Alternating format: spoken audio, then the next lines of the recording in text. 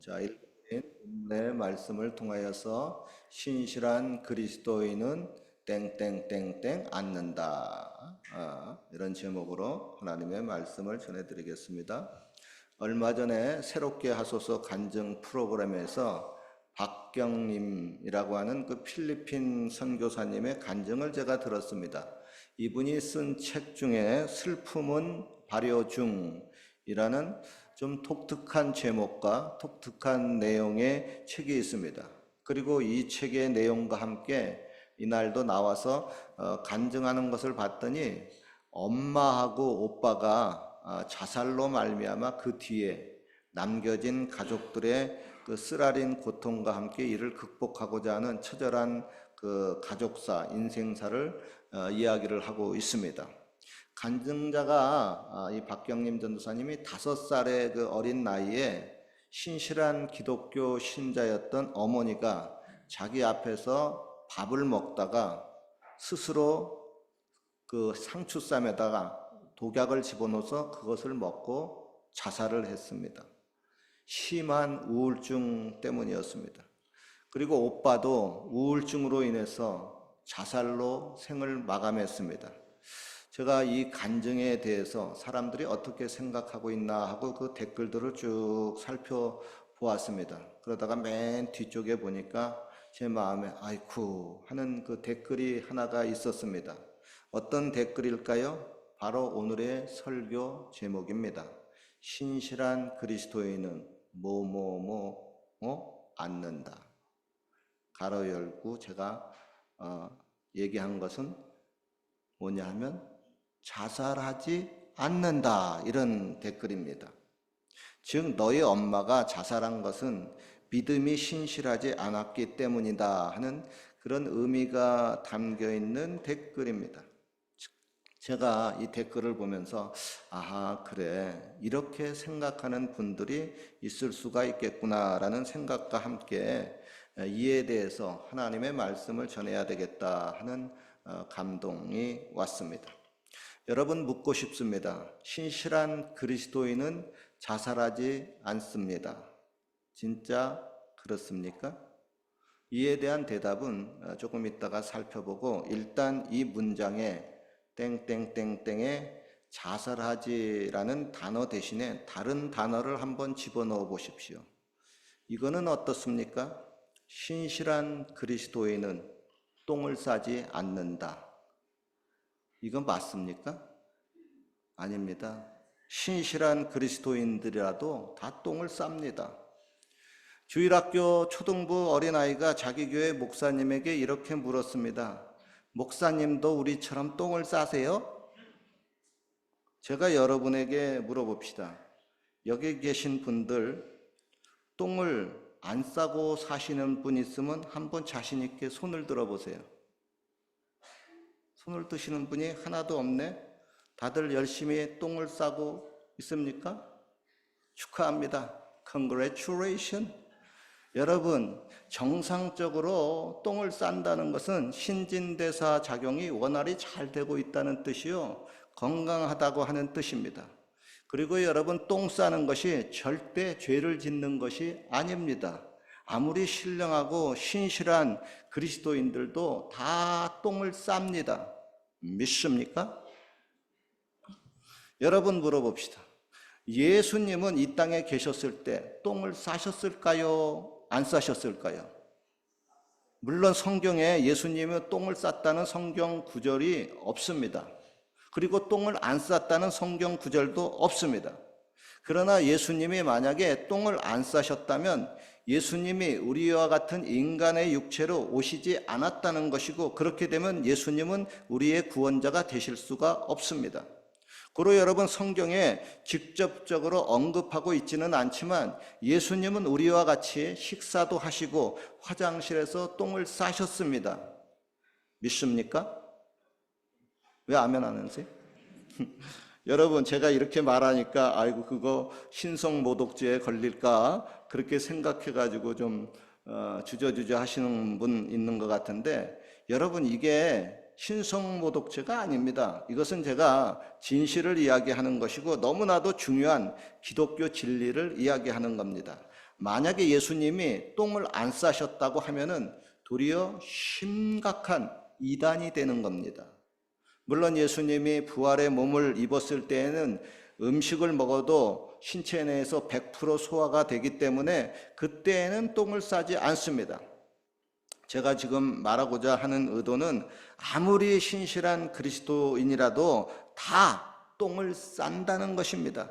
그리고 똥을 싼다는 것이 이상한 이야기도 아니고 그게 명예가 훼손되는 것도 아니고 더 나아가서 죄 짓는 것도 아닙니다. 그게 사실이고 그게 진리입니다.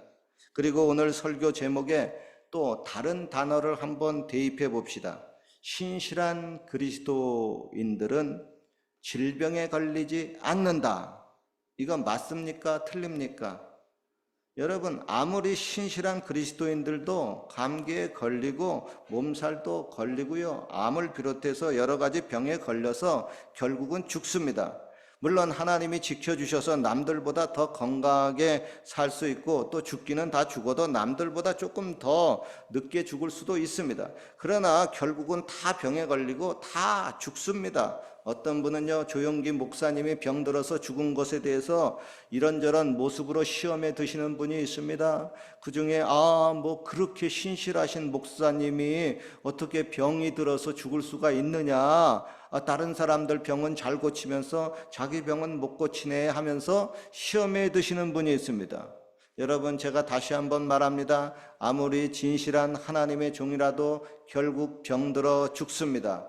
그리고 이게 이상한 것이 아니고요, 그냥 당연한 사실이고 당연한 진리입니다. 자, 오늘의 설교 제목에 또 다른 단어를 대입해 봅시다. 신실한 그리스도인은 죄를 짓지 않는다. 이건 맞습니까? 틀립니까? 오늘의 본문 6절에 보면은 이런 말씀이 있습니다. 그 안에 거하는 자마다 범죄하지 아니하나니 범죄하는 자마다 그를 보지도 못하였고 그를 알지도 못하였느니라. 그리고 오늘 본문 9절에 보면 또 이렇게 말씀합니다. 하나님께로서 난 자마다 죄를 짓지 아니하나니 이는 하나님의 시가 그의 속에 거하며 저도 범죄치 못하는 것은 하나님께로서 났음이라. 이렇게 이 6절과 9절 두 구절을 놓고 보면은 신실한 그리스도인, 거듭난 그리스도인은 죄를 짓지도 않고 죄를 지을 수도 없다는 것입니다. 과연 그럴까요? 신실한 그리스도인들은 진짜 한 번도 죄를 짓지 않을까요? 목사님 성경에 그렇다고 하니까 그렇지 않겠습니까?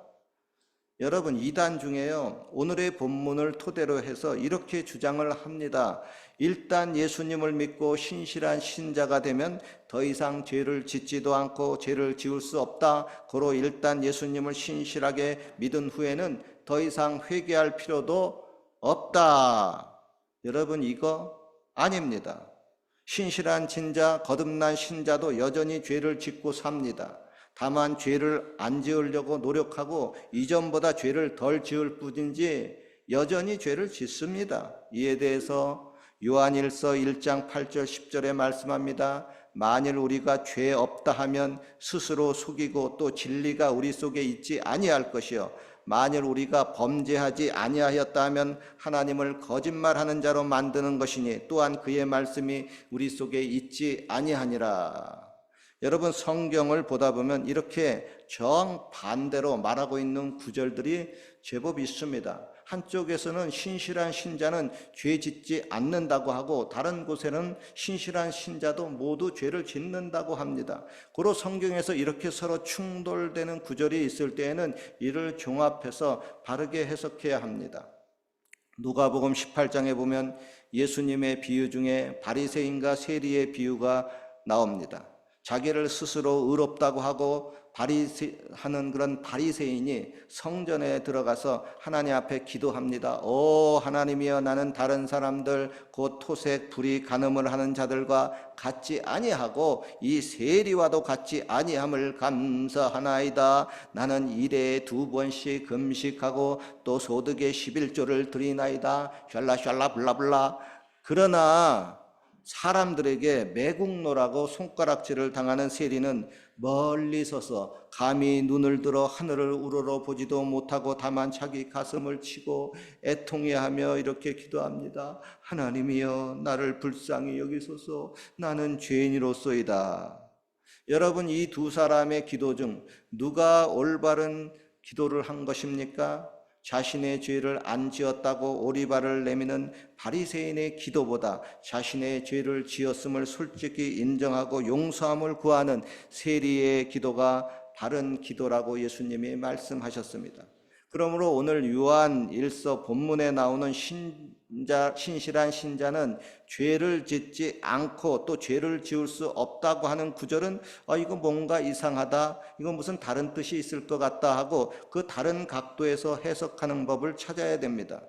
로마서 7장에 보면 사도 바울이 이런 고백을 합니다. 내가 원하는 바 선은 하지 아니하고 도리어 원치 아니하는 바 악은 행하는도다. 만일 내가 원치 아니하는 그것을 하면 이를 행하는 자가 내가 아니요 내 속에 거하는 죄니라. 그러므로 내가 한 법을 깨달았노니 곧 선을 행하기 원하는 나에게 악이 함께 있는 것이로다. 내 속사람으로는 하나님의 법을 즐거워하되 내 지체 속에서 한 다른 법이 내 마음의 법과 싸워 내 지체 속에 있는 죄의 법 아래로 나를 사로잡아 오는 것을 보는도다. 오라 나는 곤고한 사람이로다. 이 사망의 몸에서 누가 나를 건져내랴.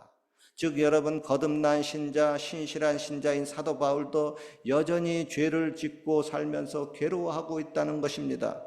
그러나 그 죄를 짓는 것은 자기 자신이 아니라 자기 속에 거하는 죄라고 하는 것입니다.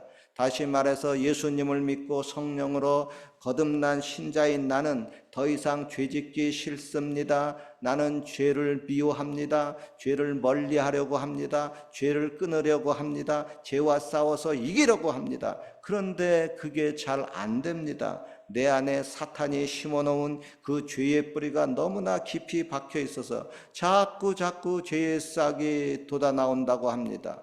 그래서 마르틴 루터는 이런 말을 했습니다. 그리스도인은 죄인인 동시에 의인인 동시에 죄인이다 그랬습니다. 즉 거듭난 속사람은 죄를 안 짓는데 죄라고 하는 놈이 자꾸 내 속에서 죄를 짓고 나서 그걸 나한테 뒤집어 씌우고 나에게 정죄함을 가져다 준다는 겁니다.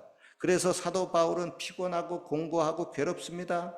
그러나 사도 바울은 이어서 로마서 8장 1절 2절에 이렇게 외칩니다. 그러므로 이제 그리스도 예수 안에 있는 자에게는 결코 정죄함이 없나니 이는 그리스도 예수 안에 있는 생명의 성령의 법이 죄와 사망의 법에서 너를 해방하였음이니라. 즉 너가 죄를 지은 것이 아니고 죄가 죄를 지은 것이니 너는 죄의 정죄와 심판에서 자유함을 얻으라고 하는 겁니다. 그리고 여러분, 오늘 본문에 우리가 범죄하지 않는다라고 하는 것은 이런 의미로 해석을 해야 됩니다. 어떻게 좀 이해가 되십니까? 아직도 뭐가 뭔지 모르고 복잡하고 어렵습니까?